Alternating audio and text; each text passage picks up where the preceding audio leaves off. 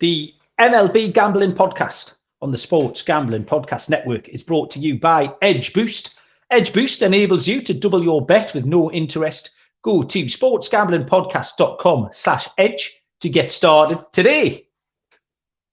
Welcome, everybody, to the MLB Gambling Podcast on the Sports Gambling Podcast Network. My name is Malcolm Bamford, coming to you from Newcastle upon Tyne in the northeast of England. Today is Thursday, June the 8th, and we are here for what I think is a full card of MLB action on Friday, June the 9th.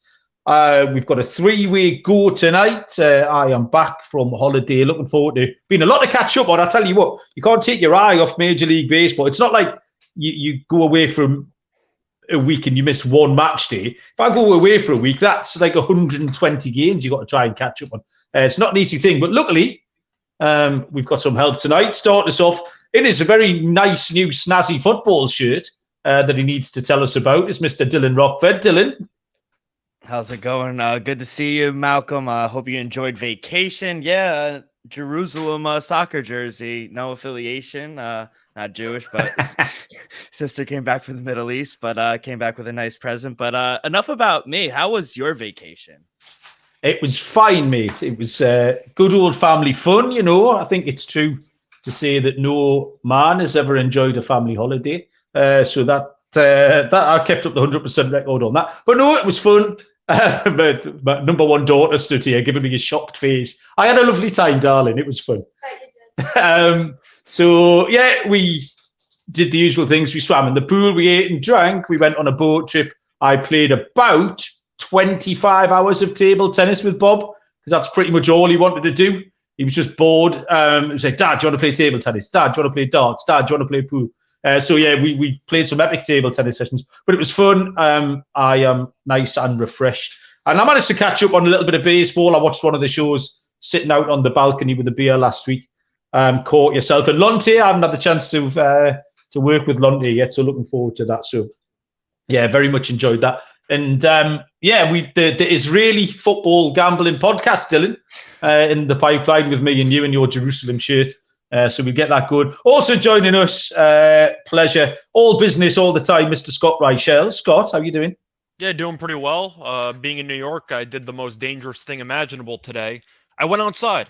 So, I ended up going outside. It's a pretty risky venture nowadays with the air quality. In other news, I'm supposed to go to the Belmont tomorrow, so we'll see if that actually happens or not. But still, hope everybody in Canada is doing okay. I know it's been a pretty serious situation over there. But, yeah, overall, looking forward to going through the baseball card. Pretty busy afternoon for me.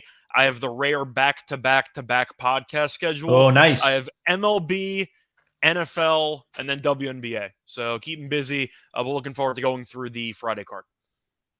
Well, that's a nice segue, Scott. People think this shit's just thrown together. But talking about the Belmont, my Belmont article went up today. So if you're looking for a winner, Scott, head to sportsgamblingpodcast.com and you can dig out my Belmont Stakes preview. Yeah, I was supposed to go back-to-back-to-back today as well, just on the Premier League, here doing the baseball. And then we were going to do the Belmont with Sean and Ryan and Chase.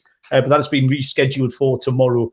Yeah, I hope that gets to go ahead. And yeah, because I'm really jealous. I mean, that's it. What's Belmont Day like? I've been to loads of big British meetings, loads of big festivals all over the country. Probably been to about half of the racetracks in this country. But really jealous of a big US. What does your day look like, Scott, when you get there? So I've been going pretty much every year for the last couple of years, except the COVID years we couldn't exactly go. But whenever we were able to, my current roommate and I would go, kind of a tradition sort of thing. But yeah. I'd say that there's a lot more college kids than you expect. A lot of pre-gaming on the lawn outside with people drinking either beer, like bottles, like plastic bottles, or just having some of the more expensive drinks, but it's a circus. I mean, that's kind of what you expect. It's one of the Triple Crown races, and I did witness a Triple Crown. I saw Justify win the Belmont, nice. But unfortunately, that might have been a cheating horse. We're not going to talk about that. But still, it was fun, but usually you see a lot, I'd say, younger of a demographic than you might think, but it's still an entertaining time. It's a great atmosphere. Yeah, about 2 years ago at my local track, Newcastle, they installed floodlights.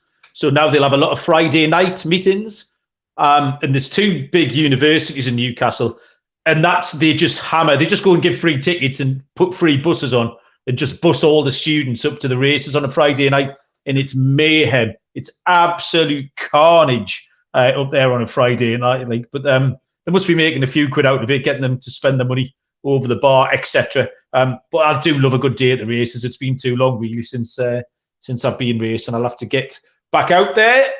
The YouTube channel is buzzing as always. TDDVJ was first in. Evening, Trev, how you doing? Randy's joined us as well. So if you're in there, cheer up, say hello, tell us your thoughts, and we will relay that to the people. Full card tomorrow. We'll touch on things that I've missed. I might have some questions for you boys on things that I've missed as we go along as well. I'll tell you first about Edge Boost. Edge Boost is our lovely, shiny new sponsor here. And what a great product. The world's first bet now, pay later Visa card. So Edge will offer you up to $2,500 in betting advances, which can be an extremely valuable tool. Imagine what you can do with that increased bankroll. You can get down on some futures without tying up money. I talk about that all the time, about don't want to back Manchester City for the Premier League at minus 130 because I don't want that money tied up for 9 months. I mean, what a great way of doing it here is to be able to double your stake or get that money to do it. You can hedge out if you want, which we don't encourage, but certain people will do it. Edge was certainly not a sleazy loan shark type of company either. They charge zero interest. So Edge Boost can be part of a responsible gambling plan. You can set up daily, weekly, monthly limits across all of your betting accounts in one place.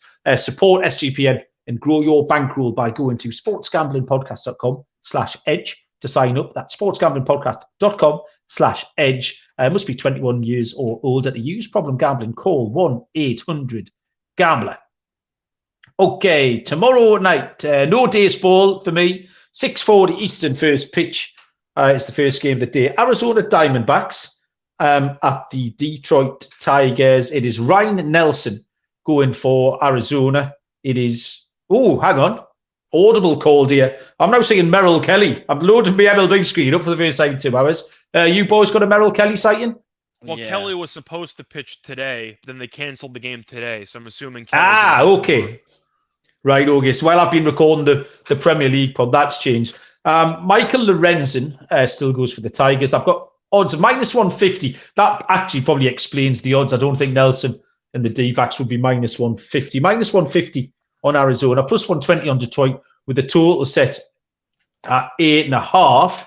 And I think this is you, Dylan? I don't think so. But okay. Scott, sorry, go on. Yeah, I'm going to go with the Diamondbacks in this one. Kelly's been really good for the past month, and to go through his numbers over the past month, last 5 starts, over 31 innings pitched, 2.87 ERA, so he's been really steady, and he's also gone a lot of length in these starts. Lorenzen's been good too, but the issue with Detroit is the offense. They were decent to start the year, but then they had some injuries get in the way, and now the offense has kind of fallen off a cliff lately. But the point is, I do think that looking at these teams, Arizona is currently in first place, as shocking as that might sound. Current first place team in the NL West. Give me Arizona. Detroit, I think that they're I'd say a pleasant surprise based on how bad they started the year, but it does seem like after the decent run they had a couple weeks ago, the offense has gone back to playing extremely underwhelming, and I think because of that, I got to go with Arizona on the road. Yeah, Arizona are in first place, my 40-1. Do you remember, Dylan, we did that preview podcast sometime in the middle of January, and as we were recording it, I cashed some stupid football bet. So I put all the winnings on Arizona at 40-1, just out of plain silliness. I'm doing all right there. Yeah, quite happy with that. What have you got for this one? D-backs at the Tigers, mate. Yeah, I agree with Scott. I do like the Diamondbacks. I see a minus 142 out there. I also lean under 8.5. 2 solid pitchers in Kelly and Lorenzo. Like Scott said, Lorenzo's been pretty good at home with the Tigers, winning all 3 of his starts at home. He hasn't allowed more than 1 run in his last 3 starts at home. And Merrill Kelly on the road, I mean, we don't really have to go over it. He's been fantastic, 4-0, 1.63 ERA. Kelly hasn't allowed more than 2 runs on the road all season. So everything's screaming under, and I got to take the D-backs as well. So under and the D-backs for me. Yeah, I didn't mention that before. Yeah. The first 5 under I also like. The under just jumped off the page. I didn't really have to go too far into this one. Michael Lorenzen is my guy. We know this. I've got 2 or 3 that I'm still following, and Lorenzen has justified that recently. He's been really good. Like Merrill Kelly in this anemic Detroit offense pitch, hitting 221 against right-handed pitching at home. Trev points out, which is a nice touch. The under 8.5. I actually don't mind the Tigers here at plus 120, but the main play will definitely be the under. People asking where Munaf is. I think Scott's just put in the chat box that he was opposite to the Florida complex, like Alec Manoa, which made me laugh a little bit. So hope you're having a lovely time down there, Munaf. You can sort your mechanics out, and we'll have you back on the rotation very soon. 6:40 Eastern, Texas Rangers at the Tampa Bay Rays. Left-handed pitcher Andrew Heaney goes for Texas. Tyler Glasnow is on the bump for Tampa Bay. Minus 138 on Texas, minus 188 on Tampa, with a total of 8 for Dylan. Yeah, give me the dog, Rangers. I got him at plus 155. I only made the Rays a minus 150 favorite. I don't think the gap between these two teams is as big as most people think. Both teams are hot right now, 7-3 in their last 10. Rays are amazing at home. Rangers, they're great on the road. Both offenses are top 3 in the league. But what it came down for me in this game was I just trust Andrew Heaney much more right now than Glasnow. Heaney has proven himself this season so far on the road, whereas Glasnow, this is only his 3rd start. I got to see a little more out of him. I can't lay almost $2 with him. And Andrew Heaney's only allowed more than 1 run on the road 1 time this season. So I think he'll be able to limit the Rays bats just a little. So at this price, I got to take the Rangers here. Scott? Yeah, I agree. I think the price point suggests taking Texas. I'm not the biggest Heaney guy, maybe because I'm a Yankees fan and he wasn't exactly good with my team, but he's been good since then. But you're looking at Glasnow, and he's only made 2 starts this season, as Dylan just said. He's gone less than 5 2/3 in each of those. Now, Texas' bullpen can be a bit of a weak spot at times, but so can Tampa's. Tampa's bullpen has not been as good as it normally has been in years past, but it's mostly the price point here. I know Tampa did a good job against Minnesota over the last couple of days, but Minnesota on the road, not exactly a great team. Texas offensively, if they can get some runs across, they can do it against anybody, to be honest. But I know it's in the Trop, so I get the argument with Tampa being 29-6 at home, but I can't lay this with Glasnow. I think Texas is too good of a team to be getting this level of disrespect. I got to lean to Texas on principle. Yeah, that's fair enough. I get what you said about those odds. I've gone the other way. I've taken Tampa Bay first 5 run line. I don't mind Heaney. I think he's been okay. He did get hit around a little bit last time. Glasnow, I'm expecting him to settle down into the season. Texas just had their 5-game winning streak snapped last night. Tampa Bay, at the time of me making these notes, they'd completed their 3rd 5-game win streak of the season. That's gone now to a 6-game win streak tonight. And Tampa Bay have played quite a lot of UK friendly time games over the last week, or European friendly games. So I've watched a lot of them. In that, if they're just absolutely relentless, sometimes you watch a game of baseball and you get the impression that teams are just sleepwalking through 3 or 4 innings. Like it could be nothing after 2 innings, and then 40 minutes later it's nothing after 6 innings, and the teams have just sort of sleepwalked through the game. You never get that with Tampa. There's never a minute off, because the minutiae is just planned down to the detail of every at bat. And you can kind of hang with them for a little while, and then bang, they've got you. Rosarena's tearing around third base and scores. And then next up tonight, Harold Ramirez hits a 2-run bomb. And back to back, it's gone from a tight game to a 3-0 game. It's just absolutely relentless. It's great to watch. So yeah, it is a short price, which is why I've adjusted up a little bit with the run line. So yeah, Tampa Bay to get it done early in the first 5 on the run line would be my pick. 7:05 is the New York Mets and the Pittsburgh Pirates, where I've got officially TBD for the Mets. I've got Tyler McGill. You can correct me if I'm wrong. Going for New York. It's Dick Mountain Day. We love that. Left-handed pitcher Reichel goes for Pittsburgh. Minus 133 on the Mets. Plus 100 even money on the Pirates with a total of 9. Tyler McGill is 5-3 on the year, 4.40 ERA. Incredibly underwhelming. Kind of a bit of an analogy for the Mets, really. You rarely get any length out of him. His last game, he gave up 5 hits and 5 walks. Previous was 10 hits and 2 walks. So there's a lot of runners on base. The Mets have lost the last 3 games that he started. And he's got a 6.07 ERA on the road. Mets on a 5-game losing skid. Reichel had 2 bad starts, but did bounce back against St. Louis last time. 6 innings pitched, 1 earned run. Does have a home ERA of a level 5. I just can't trust either pitcher here. The safest option, I think, was the over. I don't actually know, Dylan, you might be able to tell us a little bit. My pick's the over 9. This was kind of dependent on Pete Alonso as well. He got hit on the hand last night. I haven't seen any news today, Dylan. Can you update us on this and then tell us who you like in this game? Yeah, I think last time I checked for the lineup today, he wasn't in the lineup. He got hit on his hand yesterday. He's not in the lineup today, so I don't know if he'll be in. X-rays were negative, thankfully, but I don't think he'll be in the lineup at all tomorrow. For me, I mean, I probably won't bet this game, but how can anyone take the Mets right now, to be honest? It's just a poorly run organization. Buck better be on the hot seat. He keeps trotting out Daniel Fat back. At this point, I'd rather have Darren Ruff hitting instead of this guy. But no, seriously, Taylor McGill, he's just not someone you really want to back at on the road. He's much better at Citi Field, and offensively, the Pirates are just a better hitting team right now than the Mets. I know Francisco Lindor got that home run the other day, but they're still not hitting for power. Pirates should win this game at home. I lean with the home puppy here. I also lean under as well. Mets bats they're disgraceful. Okay, Scott. I think I'm going to lean to the over in this game. I'm going to disagree a little bit. The Mets pitching has not been great, giving up 6+ runs in each of the last 3. I don't know what's worse, though, losing 5 straight or giving up 20 runs combined in 2 games against Oakland. But we're going to find out. So I'm going to go with the over because I don't really trust either pitching staff. The Mets bullpen has really blown a lot of leads this season. So if you do like the Mets, I would potentially consider first 5 because the Mets bullpen, I think Robertson's a decent closer, but besides him, you don't really have many other options to get to him. I do think, though, looking at the overall starters here, I kind of have more faith in Hill than I do McGill, which tells you my opinions on McGill. But I think I'm going to lean to the over in this one. I just think that each offense, with either Alonso in or out of the lineup, I think that both offenses are good enough to take advantage of these mediocre at best pitchers. Once again, the bullpens I'm not a big fan of, but I am going to go with the over 9. I can see some runs in this game. Started seeing some closer trade chat today for the first time.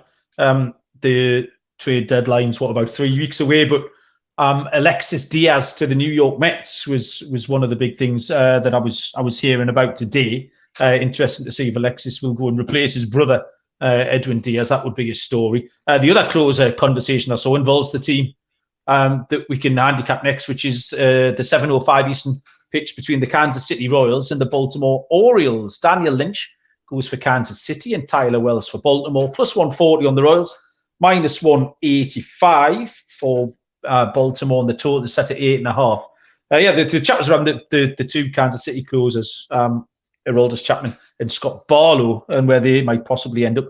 Daniel Lynch, 0-1 on the year, 4.35 ERA. Has only had 2 starts, late start of the season through injury. Both been okay. Fielding errors got to him, really, against Colorado last time out, and he pitched okay against Washington. This is his first start on the road, pitched to a 4.58 road ERA last season. Tyler Wells is settled and consistent. He had a bad start recently against the Yankees, gave up 3 home runs in that one, which cost him. I think that was very much the outlier, though. He really doesn't allow many base runners, is the key to Wells' success. I've been predicting a little bit of Baltimore regression for probably about a month now, and I do think it's settling in. We've seen some of the starting pitching wobble. I think that over 8.5 is safest here. I think Baltimore's bats remain competitive, but I'm not sure about Wells, and I think Kansas City can contribute. So I'll take over 8.5 in this one. I just didn't want to take Baltimore far too short a price, and Kansas City never win, so that wasn't an option. Scott? Yeah, I agree with you on the over in this one. You said that Wells doesn't give up many base runners because his whip is so low. The problem is he's already allowed 14 home runs in 68 in the third innings. So, yeah, he has a hard time keeping the ball in the ballpark, but his overall numbers are decent. Lynch is fine. He wasn't very good last time out, as you alluded to before. But to look at Lynch's last start in particular, it was actually okay. 5 innings, 3 runs at home against the Rockies, but the Rockies never hit well on the road. But I do think you're going to see some runs in this game. The only concern with Kansas City, though, is that they're currently averaging 3.4 runs per road game, which is the second fewest in the league. It's really tough to go against Baltimore for me. I gave them out today on VSiN, and they ended up coming back against Milwaukee's bullpen, and they got the win.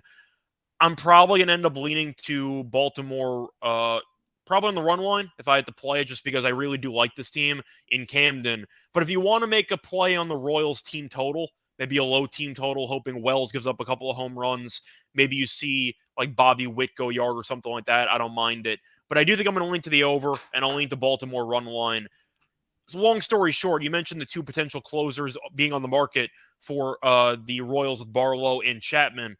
The problem is, no, they don't really audition that much because they're never winning. So they're constantly in the bullpen, getting loose. But I'm going to go with Baltimore here. I just think they're the better team. Dylan. Yeah, the team total right now for the Orioles, Scott, is at 4.5 at even money. You like that? For Baltimore, yeah. I have to like that against Lynch. What's the Kansas City team total, though? 3.5? 3.5. I kind of like the over on both. 3.5 feels low for fading a pitcher that, once again, has a home run problem.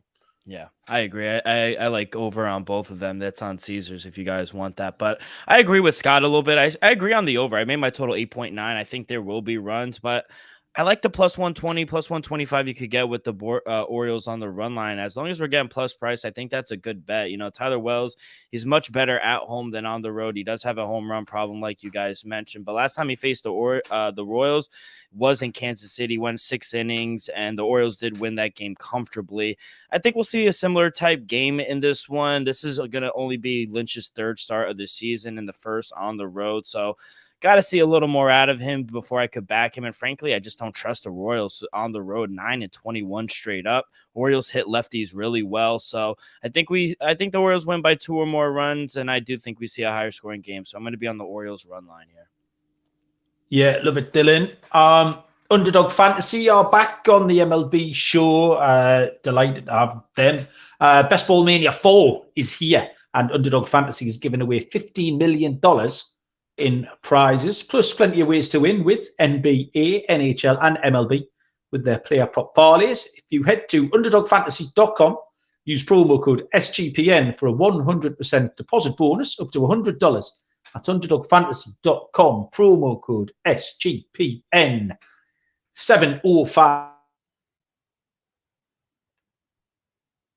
First pick, the Dodgers. Ranger Suarez, left-handed pitcher, will go for Philadelphia. It's a match at the books, minus 110 each of.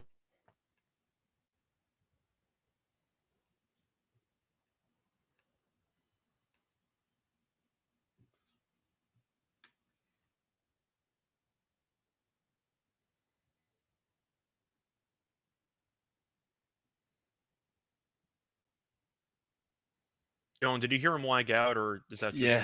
No, I wasn't sure. I was like hesitating just to make sure that wasn't me, but it's the London Wi-Fi. I'm telling you. Okay, I wasn't sure if that was just me. I didn't want to like say something and then I'd immediately interrupt what he was talking about. But anyway, I know what game he was talking about. Yeah, it's supposed to be me leading it off. So you want me to just take it? Yeah. All right. So you got the Dodgers taking on the Phillies. Phillies are around minus 115. Over-unders at 9.5. You have 2 pitchers that nobody wants to back, so I'm assuming we're blindly on the over. You have Michael Grove taking on Ranger Suarez. Grove has an 8.14 ERA, 1.52 whip. Suarez has a 5.47 ERA, 1.54 whip. However, Suarez, looking at his last start, he was actually good against the Nationals. Went 7 innings, gave up 1 run. Start before that, 6 2/3, 2 runs. So maybe Suarez has turned the corner. Potentially. We'll see. Then again, he couldn't have gotten much worse, but it does seem like, I don't want to make you mad, but he might have had a Carrasco moment where he suddenly figured it out for a couple of starts. But I think I got to take Philly here. The Dodgers are a mess on the road, and I feel like nobody's talking about it. They give up a ton of runs per road game. I got to pull this up quickly because I actually had the Reds team total over Not today, yesterday, when they won with that walk-off 2-run homer. But the Dodgers this season are allowing 5.94 runs per road game, which is the second most in the league. I got to be on the over, and I think I got to link to Philly here. I don't trust the Dodgers on the road. Do you? I'm actually going to go the other way. I agree on the over. I set my total at 10.1. I do think we're going to see runs here, but I kind of lean with the Dodgers here on the road. They got a good win here today against the Reds, and their pitching and defense finally showed up. Their bats. Kershaw was pitching. They finally had a good starting pitcher on the mound. Exactly, but I don't think the bats have been an issue for them. They're averaging 4.8 runs per game in their past 5 games. Philly is on a nice little win streak right now, winners of 4 in a row, but they beat teams like the Tigers and Nationals. So with all due respect, the Dodgers are a much better team than both of those squads. So I'm not a fan of Ranger Suarez on the road. I think the bats will continue to stay hot for them. I think they could get to Ranger Suarez. I honestly feel talking myself into it now. I feel more confident backing the Dodgers in the first 5, to be honest. But yeah, I'm leaning with the Dodgers, but I do agree on the total with the over. Yeah. I feel like at the end of the day, once again, Phillies, yes, they haven't played great opponents lately, but that's not their fault. At least they've won some games. The Dodgers needed a win today. They got faced off against Ashcraft, so that was a free win if you wanted to call it a free win. Kershaw was good, though. I got to give props to him. But then again, just watching this Dodgers bullpen blow games over and over again, it's really insane how bad this bullpen is. And you figured it would get better because they got rid of Kimbrel, but apparently that doesn't really help much. Also, separate note, I hope there's room on the Florida compound for Syndergaard, who's now going to be on the shelf for a couple of weeks. You'd feel bad. You saw the quote that he came out with. That just he got shelled again the start after. And did you see the rookie De La Cruz just hit a bomb off of him? I had the team total over 4.5. He had a home run and a triple in the first 3 innings of the game. He's going to be a stud, that kid. But I just feel for Thor a little bit, to be honest. I got a little soft spot for him, but yeah, you got to feel for a guy like that who he was good for the Mets. It's just he's bad in the stretch. Hurt all the People time. just steal. He got hurt, exactly. Well, that happened to him. DeGrom got hurt again. Sad story about him. Matt Harvey retired, but he also had injury issues. Yeah, a lot of promising pitchers the Mets had that unfortunately just couldn't stay healthy. All right, we don't need to go there. I'm just saying, I know. You made a World Series, and then you had a squad there. But I'm curious if Malcolm's doing okay with the British Wi-Fi. He's got to go get the IT department and quote unquote his wife. The IT department? Okay. Yeah. Well, other than that, though, you wanted to preview the next game? Yeah, so let's go over to the Bronx where the Yankees are taking on the Red Sox. Right now, Gerrit Cole is going for the Yankees and Whitlock is going for the Red Sox. Yankees minus 164 for the home team, plus 140 for the Red Sox on the road. Over under is at 8. Minus 1.5 is at plus 130. Plus 1.5 is at minus 150. This is going to be one of those 1.5 plays for me. I do like the Yankees in this spot. Maybe backing them first 5 get you a better price, but I do think they should be the favorite. I made them a minus 170 favorite. I got to back Cole at home. He's been fantastic in the Bronx this year. Perfect 4-0. Batters only hitting 186 off of him at home this season. And Boston, they're not really playing good baseball recently this past week. 3-7 in their last 10 games, including 4 of their last 5 they've lost. I can't back Whitlock here on the road. He just gives up a lot of hard contact. Yankees, they busted out for some runs today. Games going on against the White Sox right now. So hopefully it continues. I know their offense isn't the same without Judge, but I think they should beat the Red Sox here at home with Cole on the mound. I'm going to take the Yankees here. How about you? Yeah, so just to ask, by the way, since Cole's pitching, are you blindly on the Rafael Devers home run prop against Cole? No. What is his numbers against Cole? It's a well-known thing that Devers basically owns Gerrit Cole, and that's the main talking point the Red Sox have now because the team's not very good. So that's kind of the main bragging point that the Red Sox fans have. I'm going to pull this up, but Devers' numbers against Cole, I believe they're even better than G-Man Choi's numbers, and that was a thing for a while. But let me just pull that up quickly. I actually miss Choi. I'm curious what he's up to. But to look at Devers' career numbers, he's 8 for 32, which doesn't sound that great, except 6 of the 8 hits he has against Cole are home runs. Wow. So, yeah, Devers has a lot of home runs against Gerrit Cole. Welcome back. How's it going? Hello, everybody. Problem I've got tonight is the IT department's out for a meal with our friends. So I have got, if something breaks, I've got no recourse of action to try and fix it with my mind. And that never works, really. It's all I've got, though. But I'm back. I mean, that's a world record for me. What I did was I performed a power cycle on my phone. I turned it off and I turned it on again. And here I am. What have I missed then? Where are we? What's going on? We just started the Red Sox preview. So I'll let, actually, first off, do you have any thoughts on the Phillies-Dodgers game? Yeah, I quite like Philly here. I just didn't trust Grove at all. And Suarez has put it together his last couple. So Philly were a good price at -110. I liked in that one. And any thoughts on the Red Sox-Yankee game? Yeah, Boston. I know Cole's been going okay. Is Garrett Whitlock confirmed? Because that was my... So. Yeah, okay, yeah. He's inconsistent. But I just think the Yankees are kind of a little bit vulnerable. They've got no Aaron Judge. Gerrit Cole has had issues against Boston in the past. 4.40 ERA against the Red Sox? Two of his last three. Boston's active batters in 128 career at-bats have a 341 on-base percentage. Oh, there you go. Oh, right. No, I don't mind that. Two of his last three starts weren't great. He's had 3 multi-home run games in his last 5. I just thought it was a little bit vulnerable. I did actually want a bit bigger price on Boston, just with Gerrit Cole going. I saw plus 138. I could probably shop around and get a bit bigger than that. But yeah, if you gun to my head, I'd put a few quid on Boston, I think, here. Yeah, as a Yankees fan, I think I'm actually going to lean to Boston as well. I know Cole pitched well against the Dodgers last time out, but he did cramp at 80 pitches, so I am curious. I'm assuming he's going to be at full strength, but still, it is a little bit concerning that he got pulled at 80 pitches because of cramping. But still, the Yankees' offense without Judge has been a mess this season. Now, the only cure apparently was facing Lance Lynn, which has been the cure for a lot of teams. But the Red Sox have given Cole problems in the past, and I still don't trust the Yankees' overall offensive depth with Judge being out. I know Stan's back now. I know Rizzo's back. I get all that. -165, though, I feel like that line's a little bit high for me. And Boston's lineup is still very talented. So I think I'm going to lean to Boston. If you want to go full contrarian for what most people are going to do, I maybe wouldn't mind a Boston team total over if you think that they continue to face off well against Cole and maybe the Yankees bullpen. But I really don't want to lay 165. Maybe if you find a decent price on the Red Sox plus 1.5, I don't mind that if you want to play it safe, but that's probably a decent amount of juice. But I do think I'm going to lean to Boston at the price point. 165 feels a little bit steep for me, even as a Yankees fan. Yeah, it's way too steep. Completely agree with you. When you see that price, that's when you start looking around for other things. That's when you start looking around for a Boston team total or even a Boston money line. Dylan, have you had your say on this one yet? Yeah, I started. I'm actually on the Yankees, but it is what it is. I appreciate it. Okay. Yeah. So what's the team total, though? Like 3.5 for a Boston offense that has just been really, really good this year? Like, I like the fact that this whole team has a 341 on base percentage lifetime against Cole. I just think that's good numbers. And if Cole, once again, maybe the cramping comes back, who knows?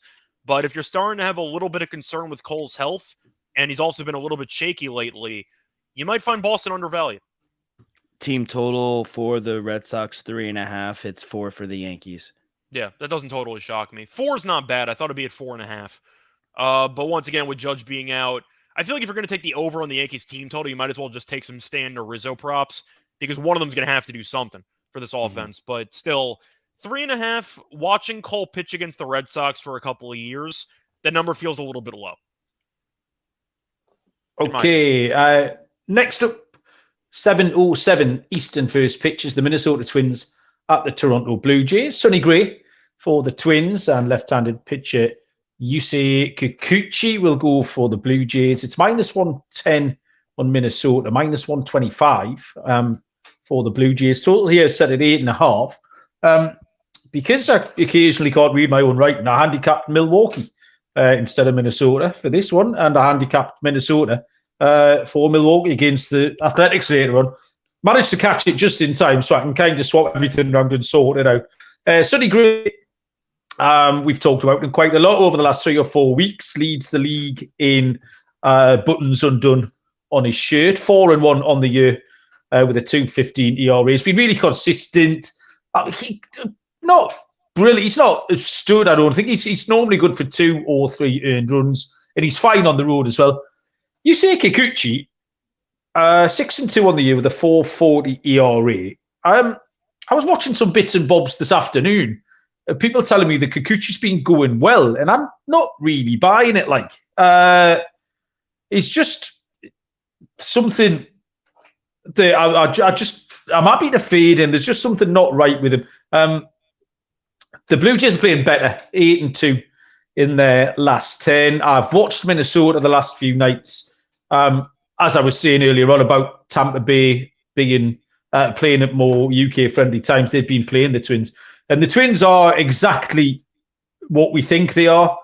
It's an underwhelming offense. Carlos Correa occasionally can do some stuff for them. But I was happy to fade Kikuchi here. So it'll be a low-scoring game, but I'm going to take a little punt on the Twins. I think they could get this one done maybe 4-2, 4-3, something like that. So, yeah, Minnesota at -110, Scott. Yeah, for me, if I'm going to take Minnesota, it'd be the first 5 because I really don't want much to do with the Twins in the full game. Toronto, I know Munaf and I like to miss the playoffs about a week ago, and it feels like they haven't lost since, but still. I do think that, once again, when you're looking at this pitching matchup, Sonny Gray's been better than Kikuchi, whether you like Kikuchi or not. So I'm just going to blindly back Gray in this first 5 spot. Kikuchi, I do think, once again, should go around 5. He's been okay lately, but they're also limiting his overall workload by pitching about 5 innings. He's given up 17 home runs this season in 61 1/3. Sonny Gray had 0 home runs allowed before the last start, has 1 home run allowed in 67 innings this season. So if you can keep the ball in the ballpark, that should help keep Toronto in check. But if I'm going to go with Minnesota, I'm taking the first 5. Over the course of a 9-inning game, I think Minnesota might find a way to blow this. But I do think first 5 is where I'm going to go with Gray. Dylan? Yeah, I'm exactly with Scott. First 5 money line for the Twins. I don't understand how Kikuchi he opened this big of a favorite, even at home. I only made the Blue Jays a -105 favorite, so I'll gladly take the Twins here in the first 5 with the better pitcher and Sonny Gray. Hopefully the bats start to wake up a little bit for the Twins, give them a little run support. If they give them 2-3 runs, I think we're in good shape, but I think they can win this game. If you look at Kikuchi's last 4 or 5 starts, he's given up 2 or more runs in 5 straight starts. So Twins in a little bit of a slump. They've lost 4 straight, but I think this might be a good spot for them, especially early on. I'm with you guys. I'll take the Twins first 5. 7:10 Eastern first pitch. The Houston Astros at the Cleveland Guardians. Christian Javier for Houston. Left-handed pitcher Logan Allen for Cleveland. Houston -135. Cleveland +105. Total set at 8 for Scott. Yeah. So for this overall matchup, you know what? I was kind of on the fence on this one. Any of you want to take it first? Yeah. Okay. It was hard because they're both pitching really, really well. Christian Javier has been absolutely shoving. But yeah, Allen's been exactly the same. Cleveland's home form was the issue here. That I look for a tiebreaker almost. And Cleveland's home form is 13-16. I think Allen might run into some problems with this Houston offense. Jordan Alvarez has made his way to the top of the RBI charts. He's in good form. If you're looking for a player prop, Josh Naylor's hitting well. He's hitting 500 in his last 6 games for Cleveland. But I did think that Allen might just run into a bit of a problem here. And it was that home form really was the tiebreaker. So if I was forced to, it would be Houston on the money line at just about a backable price. My initial thought on the game was the under. I should have specified. But for the side, I was a bit on the fence here. Houston has been playing okay. I know Toronto just won a series there. But I think I'm going to lean to Houston as well just because I really don't like Cleveland's offense. Not a hot take. They're not a very good offensive team. And I will give Allen props because he's been good this year. But once again, I think my favorite play is going to be the under in this game. And you just hope that Allen and Javier deal in Cleveland's offense takes a nap again for this game. But I think for the side, I think you swayed me. I'll lean to Houston just because I think offensively they have more weapons. Scott, don't let me start swaying you on absolutely anything. That way, I didn't say I'm going to have money on the game. I just said I'm going to sway my lead on the game. It was different. It's a slippery slope, mate. It's a slippery slope. Dylan, where are you?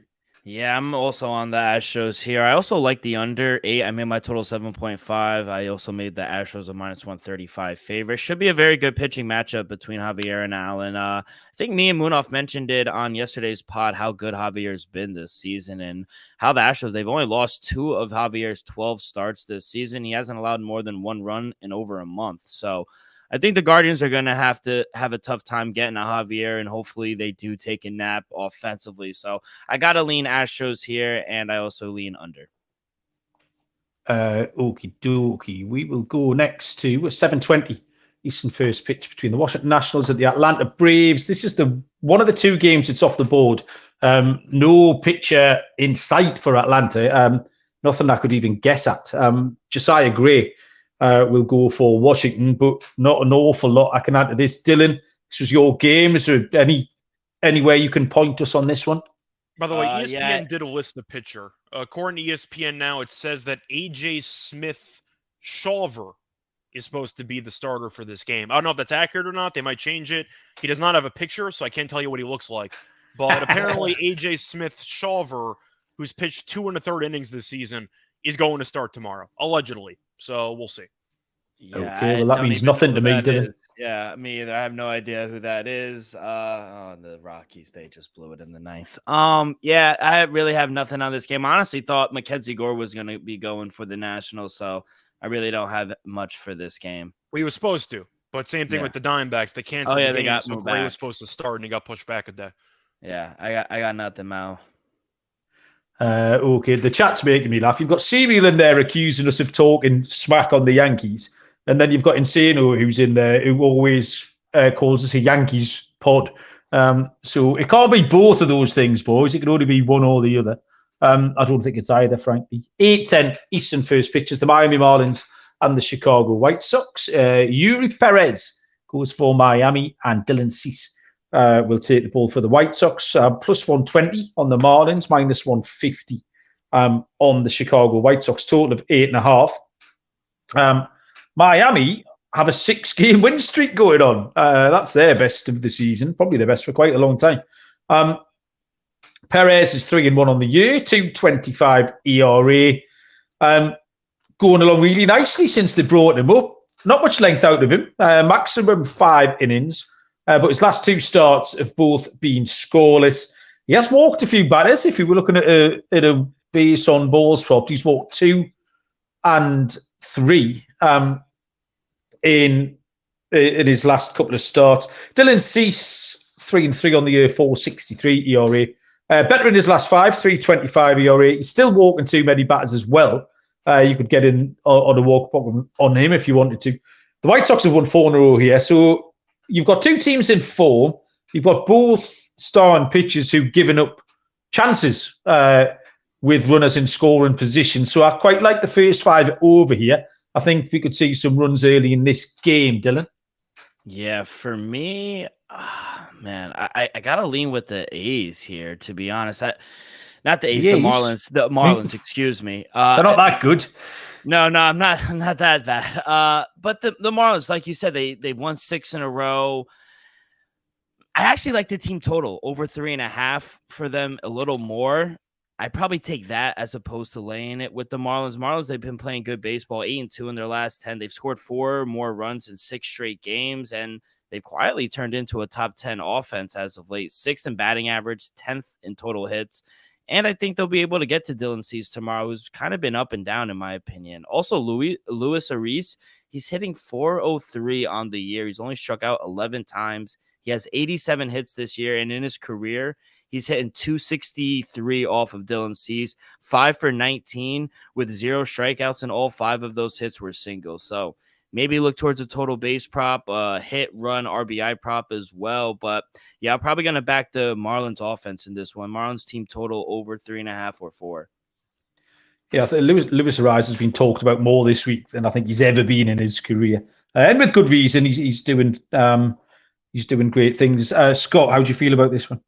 Yeah, for me, I feel like I got to go with Miami. Simply put, I'm a huge member of the Luis Ariz fan club, so I kind of have to support Miami in the near future. But I can't back the White Sox here. I know Cease, once again, very good pitcher in years past, but the amount of respect he's getting based on these odds every week, just start in, start out with a bad White Sox team, it just blows my mind a little bit. I understand that he's a good pitcher. Is the bullpen any good? No. So even if he pitches well, they might not win. Miami, though, they've just been a good team. Simply put, I think Perez is a pretty good young pitcher. Miami, once again, has been cooking. Arise is guaranteed to get 2 hits a game. He's batting .400. I'm going to go with Miami. I think this game might be a low-scoring game early, so first 5 under might be tempting. But I have no faith in Chicago's bullpen. Even the lineup's not great, and they're not very good at home either. So I'm going to go with the Marlins here because I think they're a playoff team. Like, they're good, simply put. I'm going to go with the Marlins. In the D-Gens Fantasy League last week, Noah of this parish tried to sell me the entire White Sox bullpen for Josh Hader and some other people. He must have thought I came down in the last shower. Is the goal to allow runs or is the goal to stop runs? Well, yeah, I mean, yeah, I don't know if he was hoping I was jet lagged or drunk or something on holiday. But yeah, I certainly wasn't buying what he was selling. 8:10 Eastern first pitch is the Oakland Athletics at the Milwaukee Brewers, where Luis Medina will pitch for the red-hot Oakland Athletics. Adrian Hauser goes for the Brewers. Scott, are we riding Oakland? It's tough to go against them, right? I mean, they've scored, 9+ runs in each of the last 2 games? You got to break them up. You know, they win one more game. There might be a season-long winning streak right there for Oakland. But looking at the actual pitching matchup for this game, to be honest, I'm not a Medina fan at all. Former Yankees prospect, I believe he was in the Frankie Montas deal, so nobody won that one. But Hauser's been good, and he was very good against Cincinnati on Sunday. No offense to the Oakland faithful, all 10 fans they have left, but I'm going to go with the Brewers run line here. I can't back Medina. I just can't do it. 8.19 ERA, 1.62 whip.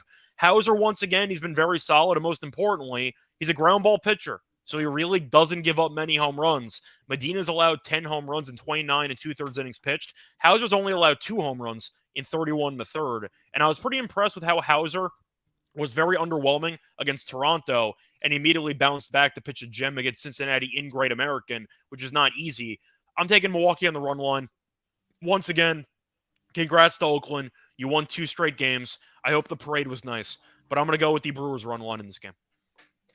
Yeah, you came to this looking for an angle to try and take Oakland again, but the presence of Medina just instantly kind of put you off, and it was hard to pull the trigger on that. Unbackable is the word I've got written next to him here.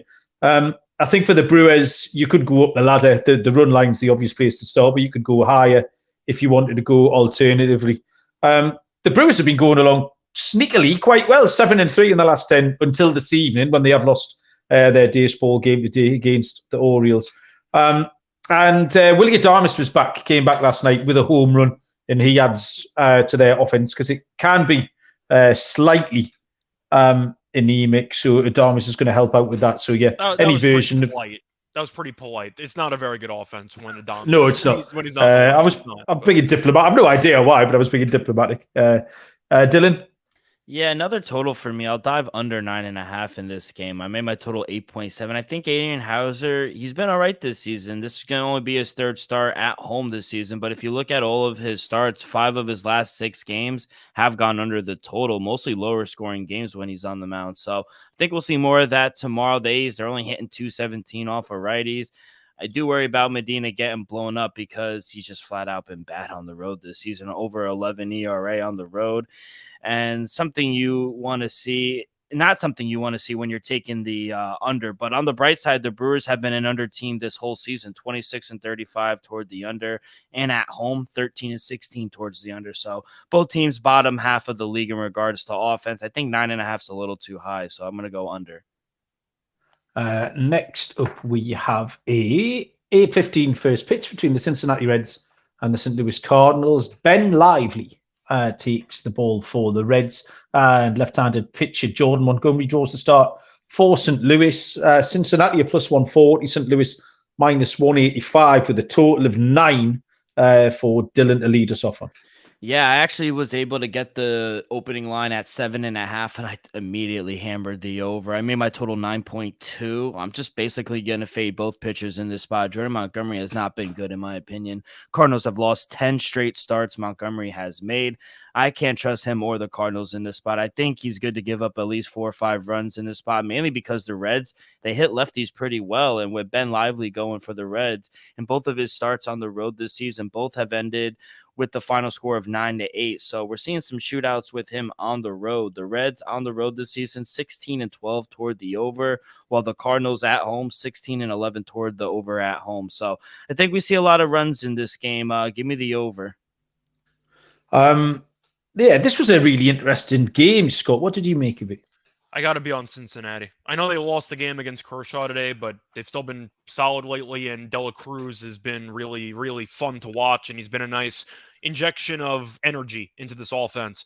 But once again, the Cardinals have lost each of Montgomery's last 10 starts. I can't back Montgomery here, and I just feel like at the end of the day, when you're looking at his performances, he hasn't even been bad the last couple starts. They just can't score for him. I mean, looking at the actual run support he's gotten over the last couple of games, 3 runs, 5 runs, but that game went to extras. 2 runs, 4 runs, 4 runs, 0-0. So they don't score for him. Just simply put, I got to be on the Reds here. Some pitchers are blessed with run support, some pitchers aren't, and it appears Montgomery is not exactly getting much run support, but I'll be on the Reds. I think Lively's actually decent. And I think that Cincinnati, once again, has a pretty scary lineup at times. Montgomery also has an ERA north of 5 at home. I can't take the Cardinals. I also didn't mention the fact the Cardinals aren't very good at baseball, which is kind of important to mention too. So I'll go with the Reds.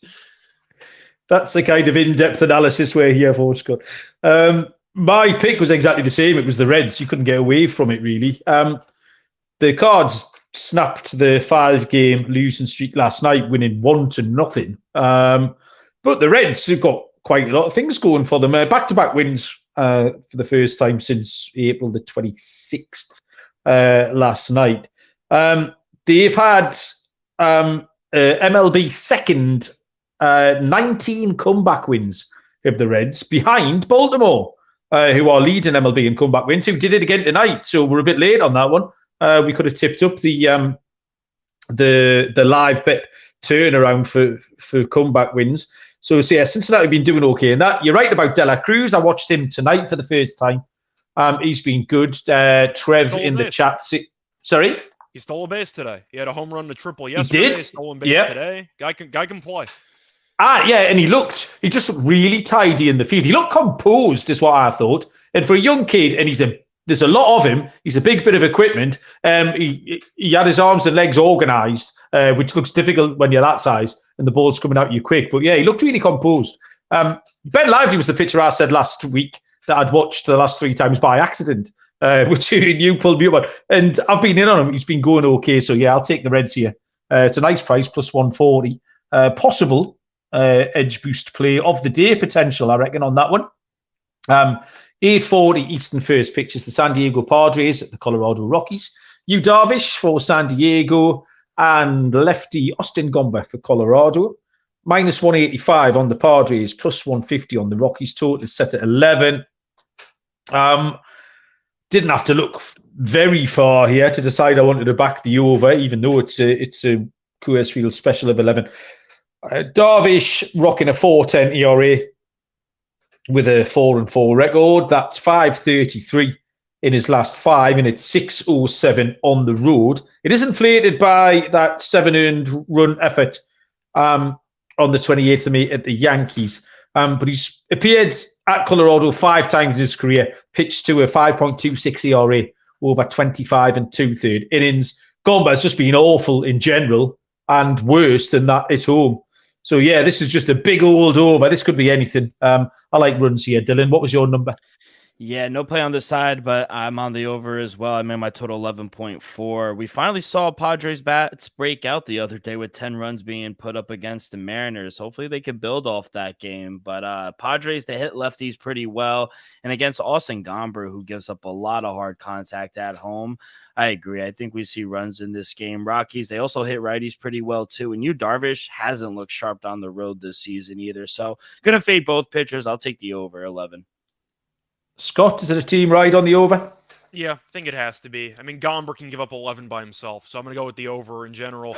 Shout out to Juan Soto, by the way, who had his first ever 5-hit game a couple days ago, because he usually walks 3 times a game. So congrats to him for getting 5 hits. But I am going to go with the over. Darvish, you mentioned the most important part, Malcolm, which is the stats in cores. Every other stat goes out the window. All that matters is how you pitch in cores, and Darvish has not been good here historically. So I am going to go with the over. The Rockies offensively, not good. I'm aware of that. They have a lot of injuries as well. But I do think at the end of the day, the Padres once again might score 9 by themselves. Gomber might get the hook after 2 innings maybe. So give me the over. Padres team total over might seem high. Probably not high enough. I'll be on the over. The penultimate game on the show tonight is a 9:38 Eastern first pitch between the Seattle Mariners and the Los Angeles Angels. Luis Castillo for the Mariners, Shohei Ohtani for the Angels, who are minus 150 at home. Castillo and the Mariners are plus 110 with a total of 7.5. Scott, this was a good game to handicap. I think there's lots of possibilities here. What's yours? Yeah, there's a lot of possibilities, and Seattle has not exactly played that well lately, but the question is, do I really want to lay that decent of a price with Ohtani when the Angels love wasting all of his good performances in his entire career? So Castillo's been really good. I mean, 2.55 ERA. We know how good he is. That's why the Mariners traded for him from Cincinnati. I think I am going to lean to the Angels, though, just because of the fact that I'm really not a fan of Seattle's current form. If you actually look at their active lineup, I believe they currently have 4 of the top 5 batters in terms of strikeouts.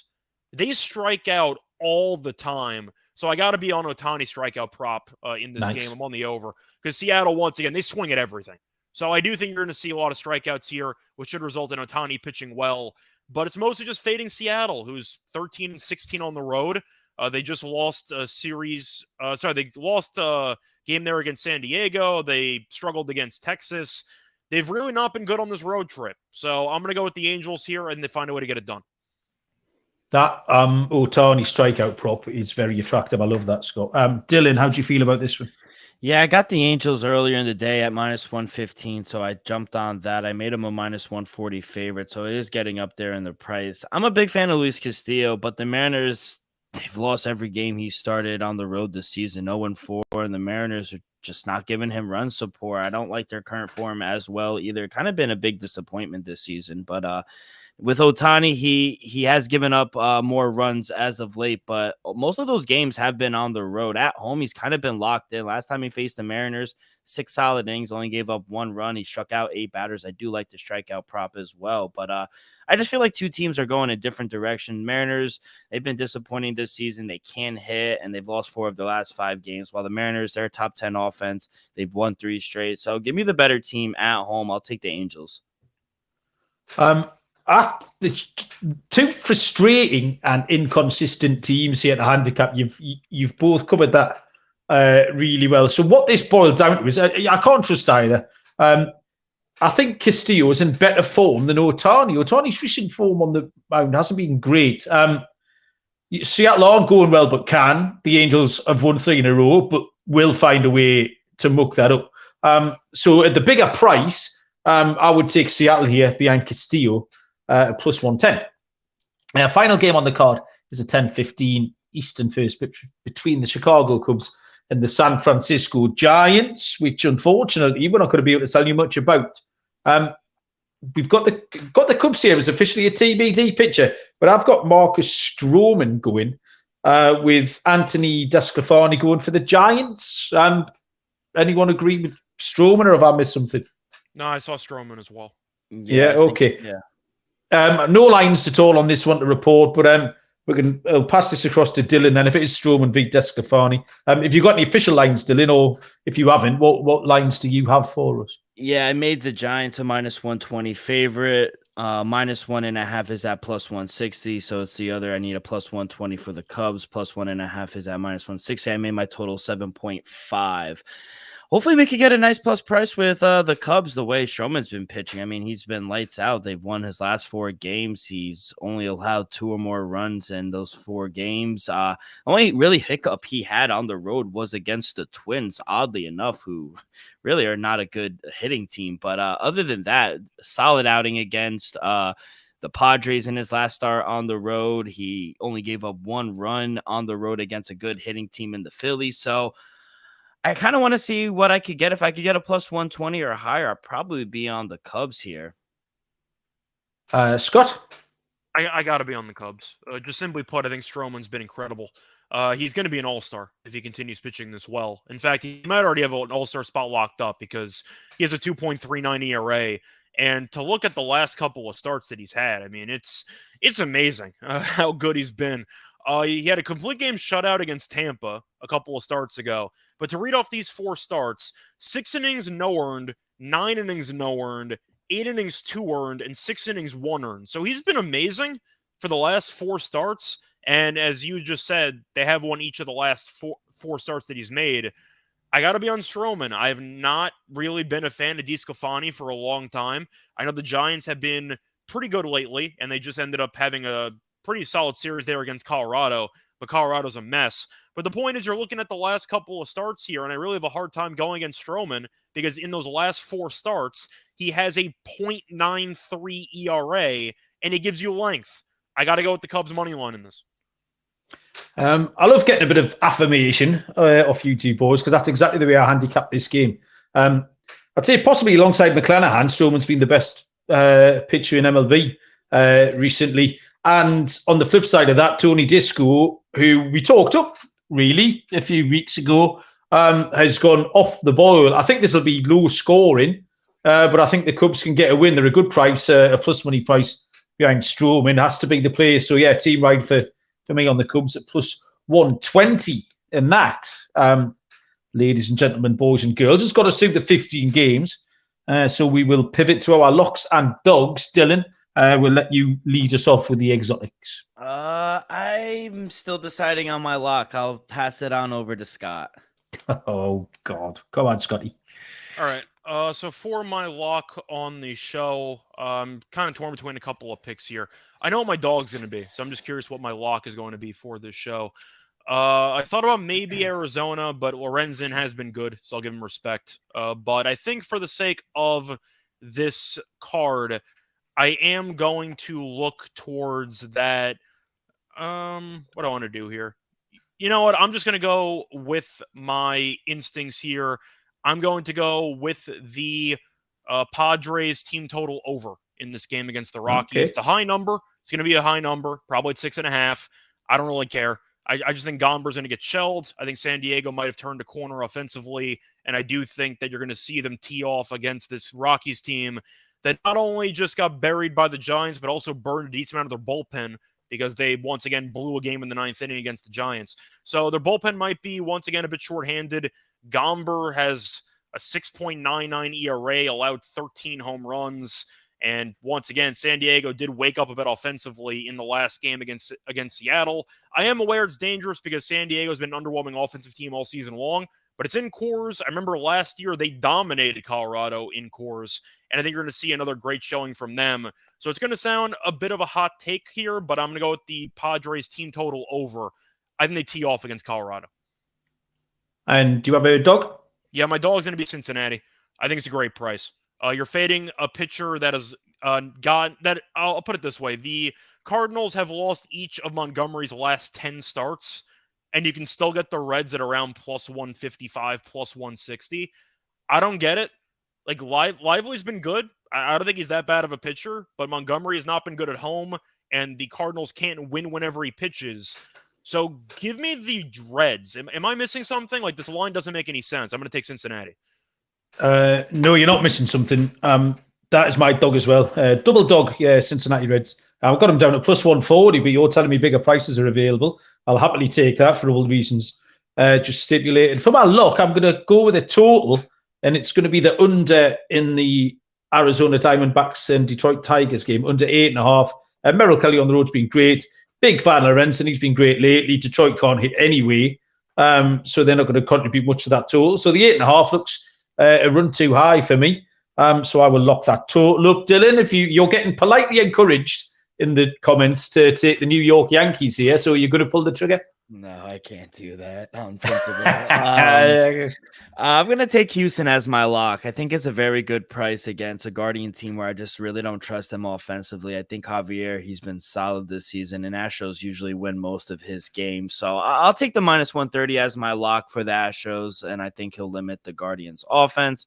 For my dog, I was thinking the Reds, but a total price that just didn't make sense to me was the Rangers. Plus 150, plus 145, whatever you could get. I think that's just disrespectful, to be honest. I don't think Tyler Glasnow should be this big of a favorite only in his third start when Andrew Heaney's proven himself all season. He's only allowed more than one run on the road this season. I think he'll be able to limit. I do like the under in the game, but give me the Rangers. I think offensively they could get to Glasnow. So at plus 145, plus 150, give me the Rangers. By the way, I found the Reds money line on Caesars at plus 158. Oh, beautiful. Okay. Try and get involved in that. Dylan, anything you need to tell us before we go? No, been a good day so far. Got the WNBA pod with Scott and Terrell later. But other than that, should be a good night of baseball. Beautiful. Scott, same question. You're working hard? Hardly working. Yeah, I've been busy, but definitely looking forward to the games tomorrow. Besides that, have the NFL show in a little while, going through the NFL MVP. Never too early to bet futures in the NFL, something you learn. So, yeah, going to be going through the MVP stuff. Then you got the WNBA show later. But still, a lot of fun. I did my tennis podcast for the French Open men's semis. I already did that for tomorrow. Alcaraz versus Djokovic. A lot of fun. So looking forward to that. But find me on Twitter at Reichel Radio. Big Barry off the Premier League show has a big old parlay going, of which Alcaraz, it's a 5-leg parlay. There's a couple have already landed. Proper DGen multi-sport shit. And Alcaraz is one of his plays in there. So is that a winner? Oh, he has him to win the match, or what does he have with Alcaraz? To win the tournament? To win the tournament, I think. I mean, right now he's minus 135. Personally, I think whoever wins that Alcaraz-Djokovic match will win the tournament. I lean to Alcaraz in 4. Okay, Barry will be delighted with that. If you're interested in the horse racing, keep your eyes peeled tomorrow on the main show feeds, because I'll be on there with Chase and Scott. With Chase and Ryan and Sean talking about the Belmont card. I'm going to get stuck into some of the other races on that card on Saturday as well. Hopefully it goes ahead. If you want me to throw anything at the horses you're against, just hit me up and I'll throw something.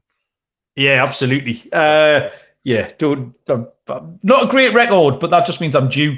I'm due a winner this year in the Triple Crown Series. Thanks everyone who joined us in the chat. Really appreciate it. If you're listening to this back and you haven't had a chance to join the YouTube, do it. It's fun. And the Discord channel is incredibly sharp. Full of good people and good minds in there as well. Thank you, Dylan. Thank you, Scott. Thank you, everybody else. Enjoy your baseball tonight and Friday night as well. We'll be back tomorrow, Friday night, with some kind of Friday Futures episode. But until then, we'll see you down the road. Cheers.